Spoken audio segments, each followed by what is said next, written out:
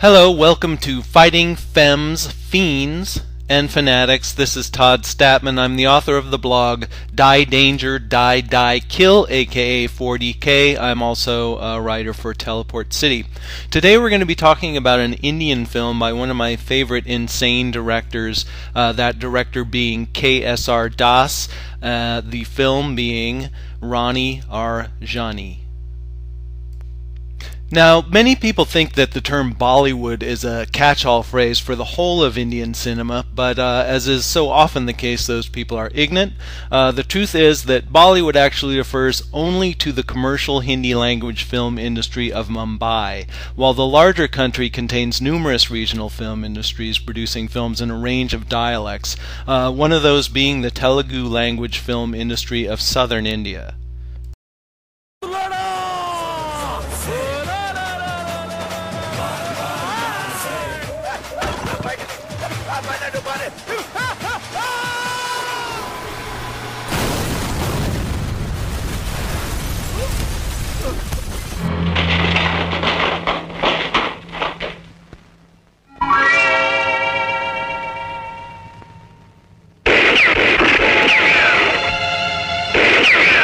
Telugu films tend to be pretty wild, and that was as true in the 1970s as it is now. During that era, K.S.R. Das was a pioneering director of action films within the Telugu industry, though he did occasionally make Hindi language films as well.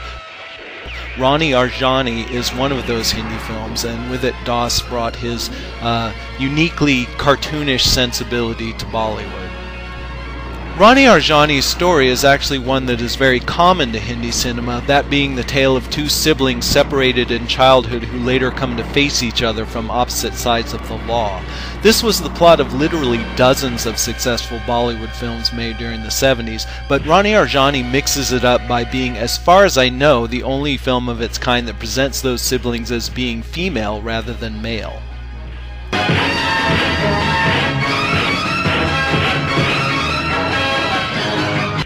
The story concerns a pair of sisters named Anu and Shanda, whose dad is a prominent judge.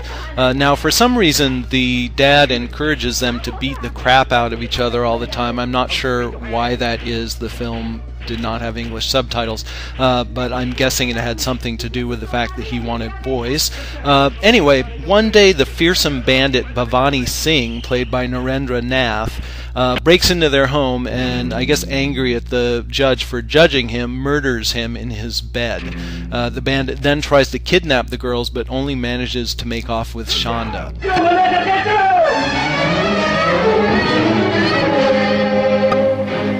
You are under arrest. Cut to a few years later, and Anu has become a fearless policewoman intent on bringing Bhavani Singh to justice, while Shanda, perhaps due to Stockholm Syndrome, has become a member of Bhavani Singh's criminal gang. Of course, neither is aware that the other is actually her sister. Anu is played by Bollywood actress Aruna Irani, and she's here taking a rare leading role. Irani was known primarily as an item girl during the 70s. In other words, she was a featured dancer whose function within a film was often only to appear in one or two musical numbers. But she also did supporting parts in numerous films, and here she proves herself a very feisty and likable heroine. It makes it a shame that we didn't get to see her in these kind of roles more often.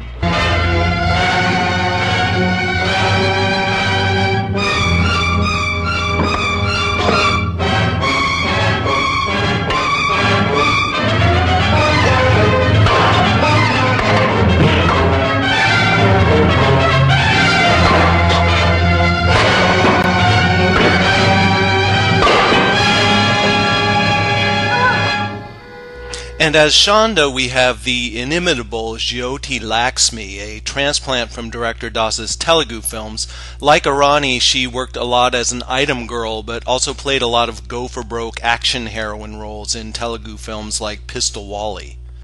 I have to admit that I'm a little obsessed with Laxmi, and that in the past I've referred to her as being a strangely alluring combination of sexiness and downright plug ugliness.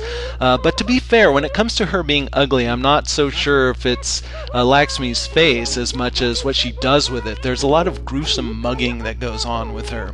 In any case, as you can see, Laxmi is quite a full-figured woman, which is very refreshing to see, even though she'd be run out of modern Hollywood like some kind of ultra-womanly golem.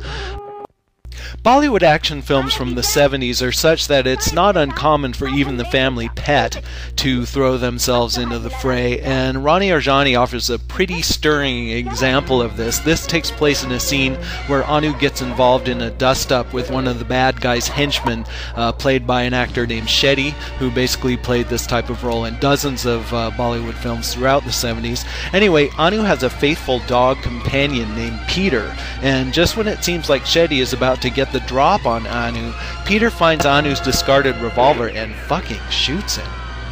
So I guess for a dog like Peter, the lack of opposable thumbs is no obstacle when your mistress is in danger.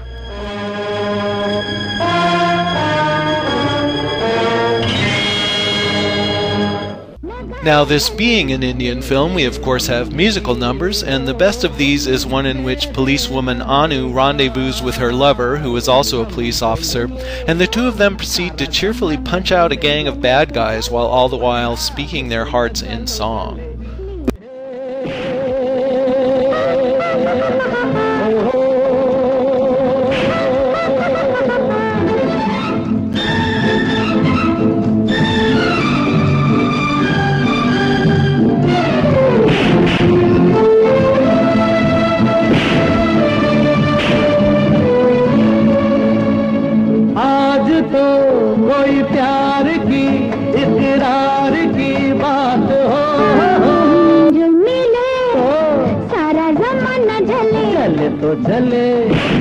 मुझको लगा लो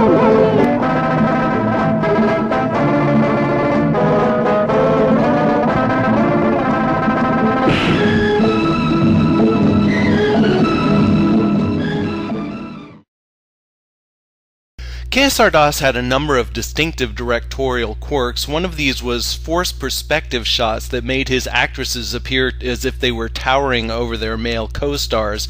In Rani Aur Jaani, we have an example of this in a musical number where the fellow serenading Jyoti Laxmi appears to be about the size of a mouse, and also in imminent danger of toppling into her waiting mouth. I think if the giantess fetish didn't already exist at this time, KSR Das very well may have invented it. The conflict between Anu and Chanda comes to a boil during a sing-off between the women, and that leads to one of the most realistic motorcycle chases in cinema history. They get into some pretty wild stunts here, and I honestly feared for their safety. The motorcycle chase finally comes to an end, and then the two women start going at it hand to hand. And it's not until they're beating the shit out of one another that there's a spark of recognition. Yes, smacking each other around just like the old days finally brings these two to the realization that they're sisters.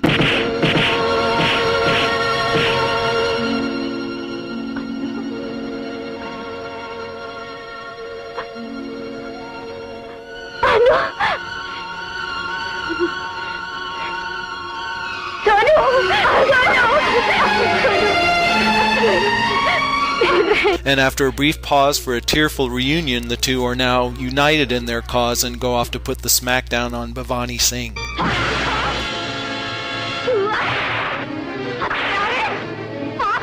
To sum up, I think Rani Aur Jaani is pretty great, if that's not already obvious. It basically has everything I want in a crazy Indian action movie from the 70s turned up to infinity. It's also campy in about all of the best possible ways. Seriously, if you just put a couple drag queens in the leads, it would be indistinguishable from an early John Waters film.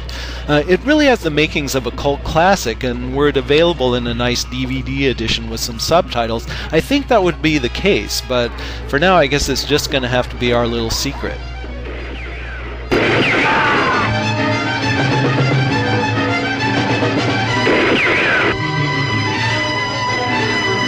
And that is it for me. Once again, this is Todd Statman. Next time around, you'll be hearing the dulcet tones of Mr. Steve Mayhem. If you want to catch up with me in the interim, you can find me at my usual address, diedangerDieDieKill.blogspot.com, or you can also read my writings on Teleport City. And I will hope to see you again here at Fighting, Femmes, Fiends, and Fanatics. Thank you.